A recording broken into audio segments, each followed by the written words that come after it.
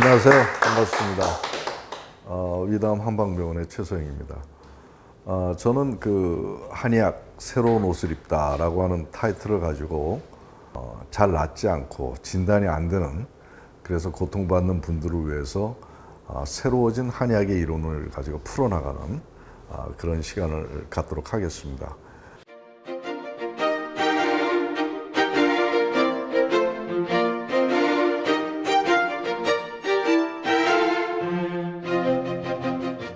어, 400~500년 전에 허준 시대의 그 한의학은 세계 최고의 의학이었습니다. 근데 지금 400여 년이 지난 지금에 와서는 잘 듣지를 않아요. 왜냐하면 생활 환경이나 질병 패턴 이런 것들이 많이 바뀌었기 때문에.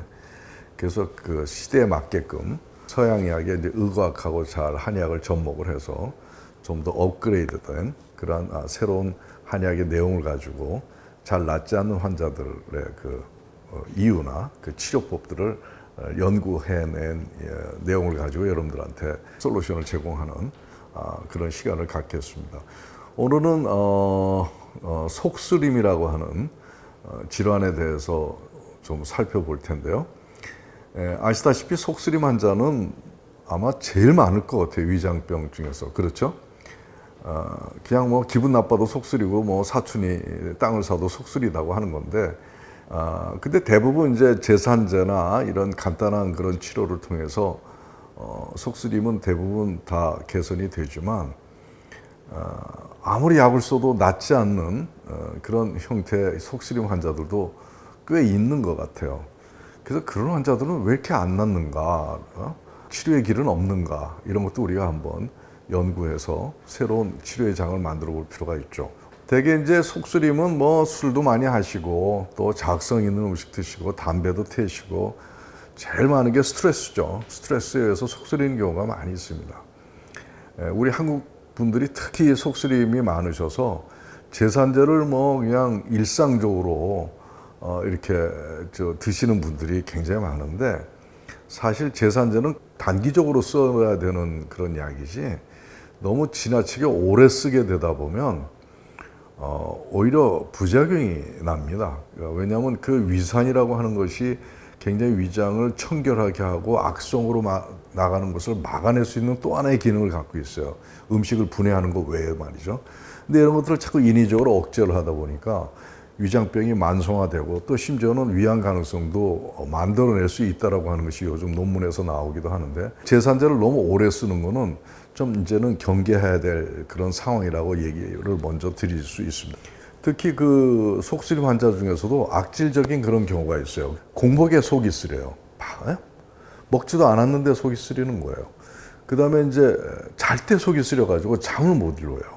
그래서 자꾸 잠이 깨기도 하고 일어나서 또 쓰리뿐만 아니라 통증이 같이 나타나기도 하고, 또 어떤 경우에 또 힘들어 하시냐면은 이 가슴까지 속쓰림이 올라와가지고 가슴에 자결감이 생기면서 아픈 경우, 막 이렇게 꼭 심장병 있는 것처럼까지. 그런데 되게 이걸 역류성 직도라고 해서 치료는 하지만 낫지 않는 경우를 얘기하는 겁니다. 그래서 지금 오늘은 제산제로도 잘 이렇게 개선이 되지 않고, 또 너무 장기적으로 이렇게 쓰게 되는 경우에 좀 다른 방법을 한번 우리가 고려해 볼 필요가 있고, 그다음 공복 속쓰림이나 그다음에 새벽 속쓰림이나 가슴에 쓰리면서 통증이 있는 자결감까지 하는 그런 난치성 속쓰림의 경우 치료될 수 있는 길이 없는지 그걸 살펴보는 시간을 갖도록 하겠습니다. 자, 이런 난치성 속쓰림의 그 치료를 하기 위해서는 기존의 이론을 좀 뛰어넘는 새로운 그 속쓰림의 그 질병 분석 같은 것들이 이루어져야 되고, 거기에 따른 치료법들이 생겨야지만 가능할 건데, 그래서 속쓰림이 왜 생기는지에 대한 양방적인 거, 그리고 새로워진 한의학을 가지고 한번 분석해내는, 그래서 비교해서 그 치료법들을 제시하는 그런 걸 갖겠는데요. 우선 속쓰림이 왜 생기느냐.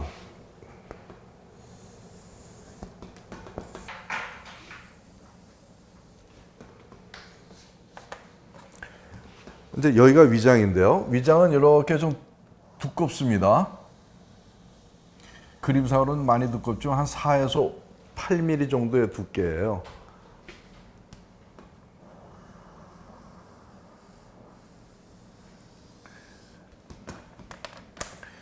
그동안 내시경 하면 여기만 보잖아요.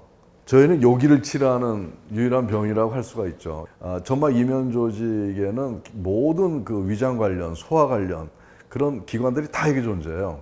여기에 어떤 세포가 있냐면 이 점막 바로 밑에 벽세포라고 하는 세포들이 있어요. 벽세포. 우리가 음식을 먹으면 위산이 분비가 되지 않습니까? 그걸 여기서 분비한다고. 수소이온을 방출을 합니다. 그러면 이 수소이온이 이 안에서 이제 그 염산을 HCl을 만드는 거예요. 그 대신 수소이온이 방출되면서 칼륨은 또 여기로 들어가요. 벽세포 요소로. 모든 그 생명 섭리는 뭔가를 하나 내어놓으면 뭔가를 갖고 들어와요. 그게 다 균형을 맞춰서 음이 나가면 양이 들어오고 양이 나가면 음이 들어오고 어떤 것이 요소가 나가면 또 새로운 다른 상응되는 요소가 그래서 항상 균형을 유지하는 그런 밸런스를 유지하는 그런 평형관계 속에서 모든 게 진행이 되는데 이 수소이온이 바로 그 위산의 원료거든요. 그래서 이것이 이제 방출이 되는데 방출되면서 이 칼륨 이온은 다시 일로 흡수가 되는데 중요한 거는 여기서 벽세포에서 스스로가 수소이온을 방출하는 게 아니라 그 전에 아세틸콜린이라고 하는 호르몬이 먼저 분비가 되면서 이 아세틸콜린하고 가스트린이라고 하는 호르몬이 많이 분비가 되면 이 히스타민 물질을 또 만들어내요. 다 이렇게 순서대로. 또 히스타민은 또 바로 이제 이 수소이온을 만들어 합성을 증가시킵니다. 이런 메커니즘을 가지고 위산이 합성이 되는 거예요. 이 수소이온을 방출하는 것을 억제시키는 그런 약을 씁니다. 그래서 수소이온이 이 안으로 방출이 돼서 위산을 합성하는 것 자체를 억제시켜 가지고 위산을 적게 만들어내는 그런데 관여하는 약을 개발해서 투여를 한다. 이제 알루미늄이나 마그네슘 계통의 제산제를 쓰는데 이러한 약들을 써서 금방 이제 위산이 분비가 합성이 저하되고 또 제산제를 써가지고 속쓰림이나 이런 걸 없애기도 하고 하는 그런 형태의 치료를 한다는 얘기죠. 이게 이제 근본적이지 않거나 또 제산제나 이런 약들의 부작용이 있다는 거예요. 네? 그런 것들이 이제 오심구토를 만드는가 여러 가지 인위적으로 하다 보니까 또 오히려 위장이 더 악화되는 만성화되는 그런 문제를 유발해서 이제는 좀 다른 방식이 없는가를 생각할 때가 됐는데 이게 참 한의학에서 재밌는 것이 있는 거예요. 이제 그동안에는 아세틸콜린이나 가스틴이 왜 분비가 많이 되느냐 여기가 이제 결국은 근원인데 이거를 그 분비가 좀 낮아지면 과잉적으로 안 되면 이 모든 과정이 위산 분비 합성까지가 낮아질 거니까 여기가 더 문제라는 거죠. 그래서 이것이 왜 분비가 많이 되느냐에 대한 이유는 아직 의학적으로는 밝혀지지 않았는데 한의학에서는 그거를 간화 때문에 그렇다 이렇게 얘기를 해요. 간장 위장 옆에서 소화를 돕기도 하고 이러는데 간에 화가 생기면 간의 화가 뇌하수체를 자극을 줘서 뇌하수체에서 아세틸콜린이 분비가 많이 되도록 하는 더 뿌리 같은 뿌리에 해당되는 문제들이 진행이 된다는 거죠. 그럼 간화는 왜 이렇게 상승이 되느냐? 우리가 스트레스를 받으면 뭘 받는다고 그러죠? 열 받는다고 그러잖아요. 우리가 스트레스를 받으면 간에 열이 생겨요, 실제로. 막 분노하거나 우라가 있거나 그런 경우가 많이 있잖아요. 그래서 스트레스 받으면 속 쓰리는 거예요. 그렇게 되면 간에 화가 뜨면서 이것이 이제 뇌하수체에서 그 흥분하게 되고 그래서 아세틸콜린이나 가스트린 같은 그런 공격적인 그런 그 호르몬들을 분비해서 결국 위산 분비를 합성을 좀 많이 하게 되는 그러한 과정이 이렇게 이루어집니다. 이게 뿌리예요, 간화가. 또 술을 많이 먹어도 간화가 떠요.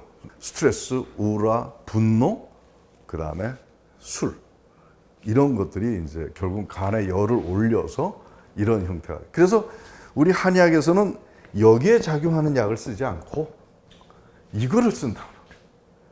간화 자체를 내려주면 모든 게 아세틸콜린 자체도 분비가 증가되지 않고 그러면서 이 모든 과정이 정상으로 유지될 수 있다.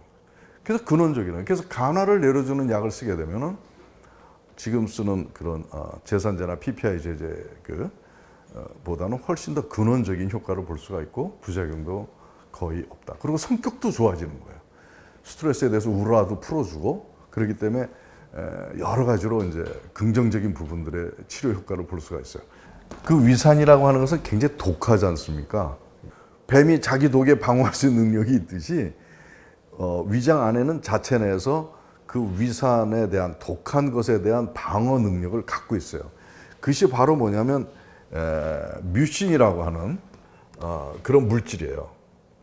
뮤신은 자동차로 얘기하면 엔진 오일 같은 거예요. 이렇게 끈끈한 그런 윤활유 같은 것들이 위장에 이렇게 있어가지고 위산에 대한 그 공격을 막아낼 수 있는 능력을 갖고 있는데 이 뮤신을 만들어내는데 도움을 줄 수 있는 약은 그렇게 많지는 않아요. 근데 한의학에서는 그것을 콩팥에서 만든다는 거예요. 콩팥에서. 이 신자가 콩팥이거든요. 이 콩팥은 어떤 기능을 하냐면 우리 몸에 필요한 모든 진액을 다 만들어가지고 저장을 해놨다가 필요할 때 써요. 꼭 은행 같아요. 한쪽에서는 소변 관리도 하지만 한쪽에서는 그래서 정액 같은 거, 여성의 그 생식 기능, 그다음에 우리 관절이 좀 약해지면 관절액이 마르잖아요. 그거 다 콩팥에서 만들어가지고 보내줍니다. 우리가 눈을 많이 쓰면 안구 건조가 생기는데 눈의 윤활유 같은 경우도 다 콩팥에서 만들어주고요. 그다음에 우리가 뇌에도 보면은 오래 쓰면은 뇌가 나이 드시면 이렇게 오래된 호두처럼 쪼글쪼글해져요. 근데 그것도 콩팥에서 그 진액을 공급해서 아주 윤택하게 해서 치매가 걸리지도 않게 하고 혈관도 튼튼하게 하고 그리고 위에 이 뮤신을 보내줘가지고 위산으로부터 방어할 수 있는 능력도 세우게 하고 이 뮤신이 바로 위음이에요.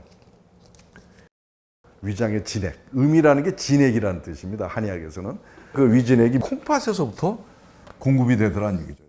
이 콩팥이 왜 기능이 떨어지느냐. 너무 과로하는 거예요. 너무 지나치게 과로하면 다 말라요, 진액이. 그리고 너무 콜레스테롤을 너무 억제시켜도 안 좋아요, 사실은. 어느 정도는 콜레스테롤이 있어야 돼요.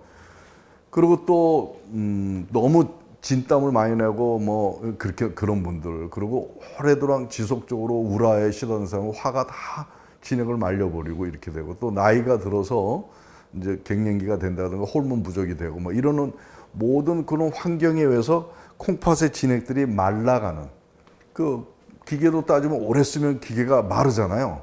그렇듯이 마르는 거예요. 그러면은 이 콩팥에서 위장에다가 뮤신을 공급하지 못해서 위산에 금방 예민하게 되는 것이죠. 진액이 없는 경우는 공복의 속쓰리고 간화에 의한 거는 이제 스트레스나 과로나 아니면 술이나 분노나 이런 것들 있어요. 그리고 또 하나의 그 속쓰림의 그 배경이 또 하나 있는데 심장이 문제가 있다는 거예요. 심장이 약하면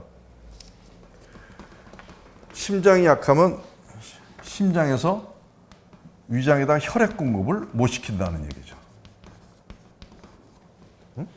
우리가 스트레스를 받으면 긴장하거나 예민할 때 그럼 심장이 딱 위축이 된다고요. 그럼 이게 순간적으로 위장에다가 혈액 공급을 못하니까 위장이 어떻게 돼요? 순간적으로 빈혈 현상이 생겨요. 그래서 그 위장의 세포들이 손상이 오고 빈혈이 되면서 그러면서 속쓰리게 되는 그러한 경우도 있더라고요.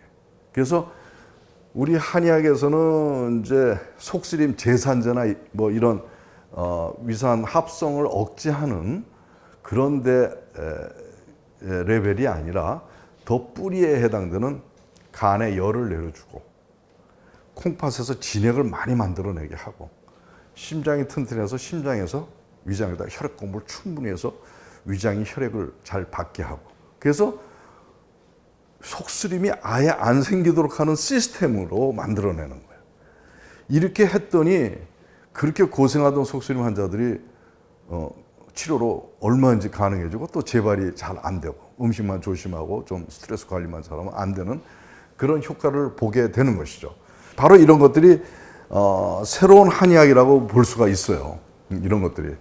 그동안에 우리 한의학에서 속쓰림 약이 없는 건 아니었는데 이러한 근거에 바탕을 해가지고 약이 개발이 된 건 아니었죠. 제산제가 아무 좀 부작용이 없고 그렇다면 그대로 써도 괜찮은데 인위적인 문제가 있고 또 길게 쓰게 되면은 불필요한 문제를 유발하고 하는 것들 때문에 이제 새로운 천연 그 제산제의 출현이 이제 필요할 때라고 생각이 듭니다. 만약에 속쓰림이 장기화되고 속쓰림 약에 반응이 없고 공복에 속쓰리거나 또 이제 새벽에 속쓰리거나 가슴에 자결감이 심해가지고 정말 견디기 어려운 경우에 해당되는 환자라면 이러한 이론의 바탕을 둔 그런 속쓰림의 종합적인 시스템을 개선해서 치료하는 방식의 치료를 받는 것이 저는 근본적으로 치료될 수 있는 길이다 이렇게 말씀을 드릴 수가 있겠습니다. 오늘 저는 속쓰림에 대한 새로운 한의학의 이론을 여러분들에게 설명을 드렸습니다. 고맙습니다. 고맙습니다.